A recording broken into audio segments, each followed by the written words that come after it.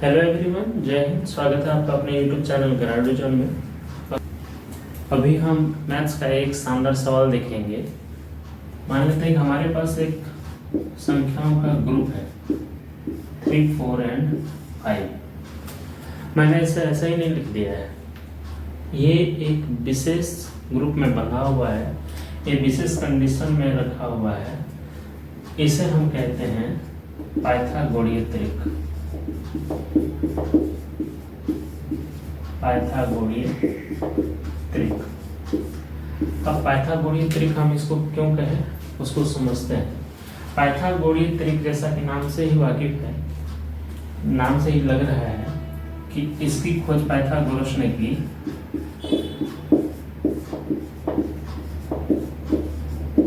Pythagoras ने कहा कि अगर आपके पास एक समकोण त्रिभुज है, ठीक है, तो समकोण बनाने वाली भुजा अगर समझिए AB है और ये C है, तो AB और BC समकोण बनाने वाली भुजा हुआ, और इसके शीर्ष के सामने जो भुजा पड़ेगी यानी AC, इसका कर्ण होगा। इस प्रकार ये आधार और ये लंब होगा, यानी कर्ण बराबर √अंडर लंब स्क्वायर जो आधार स्क्वायर। ऐसा पाइथागोरस ने कहा था। यानी अगर कर्ण का स्क्वायर करें तो ये लंब स्क्वायर और आधार स्क्वायर के बराबर होगा। यानी आप मिला करके देखेंगे इस ट्रायंगल में, अगर ये समझिए A, B और C है, अगर हम AC बराबर 5 मान लें और इसे 3 और इसे 4 मान लें, तो हम पाइथागोरस के आधार पर इसको पूरी तरह से फिट पाएंगे। यानी AC बराबर अगर 5 है, AB बराबर 3 है और BC बराबर 4 है, तो हम देखेंगे कि AC स्क्वायर बराबर AB square plus BC square, मतलब AC मतलब 5 का स्क्वायर बराबर AB 3 का स्क्वायर जो 4 का स्क्वायर। ठीक है, तो 5 का स्क्वायर 25 हो गया और 3 का स्क्वायर 9 और 4 का स्क्वायर 16, 16 9 25, ये 25 और ये 25 देखिए बराबर हुआ। इसका मतलब 3 4 5 पाइथागोरीय त्रिक है। पाइथागोरस ने इसे सिद्ध किया था कि किसी समकोण त्रिभुज में कर्ण जो है उसका स्क्वायर लंब स्क्वायर और आधार स्क्वायर के बराबर हो जाता है। हम इसे इस तरह से भी समझ सकते हैं कि अगर हमें पाइथागोरीय त्रिक आइडेंटिफाई करना हो तो हम उसके लिए फॉर्म भी लगा सकते हैं, 2n स्क्वायर -1 और n स्क्वायर +1। इस फॉर्म पर भी हम पाइथागोरीय त्रिक को पहचान सकते हैं, और ऐसे सवाल कई बार प्रतियोगिता परीक्षाओं में भी और क्लास के परीक्षाओं में भी पूछा जाता है। अब समझते हैं कि इसके आधार पर ये आता है कि नहीं आता है, और इसमें एक कंडीशन होता है तथा n जो है हमेशा 1 से बड़ा होगा। ठीक है, ये कंडीशन है इसके साथ में, आप इस आधार पर भी समझ सकते हैं।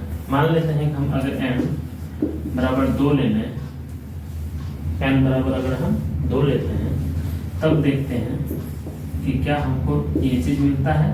देख लेते हैं। पहले मैंने कहा 2n का मतलब क्या हो गया, 2 गुना 2 क्या हुआ 4, n स्क्वायर -1, n बराबर 2 है, n स्क्वायर -1 का मतलब हो गया 2 का स्क्वायर और -1 यानी 4 -1 यानी 3, 4 3 दोनों मिल चुका है।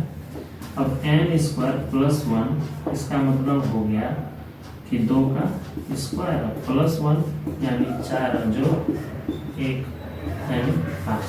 देख लीजिए, फिर मिल गया 2n स्क्वायर -1 और n स्क्वायर +1 तक। ठीक है, अब इसी के आधार पर हम ये पहचान सकते हैं कि कौन सी संख्या पाइथागोरीय त्रिक है या नहीं है। उसको पहचानने के लिए क्या करेंगे, मान लीजिए आपके पास एक संख्या दी गई है 6, 8 और 10। देखेंगे कि ये 6, 8, 10 क्या एक पाइथागोरीय त्रिक है। इसके लिए हम क्या करेंगे, इसमें जो सबसे बड़ी संख्या है उसका हम वर्ग करते हैं, यानी 10 का स्क्वायर करते हैं, ठीक है। फिर इस 6 का स्क्वायर करते हैं और फिर हम इस 8 का स्क्वायर करते हैं और देखते हैं कि क्या ये दोनों तरफ बराबर होता है। तो 10 का स्क्वायर 100, 6 का स्क्वायर 36 और 8 का स्क्वायर 64।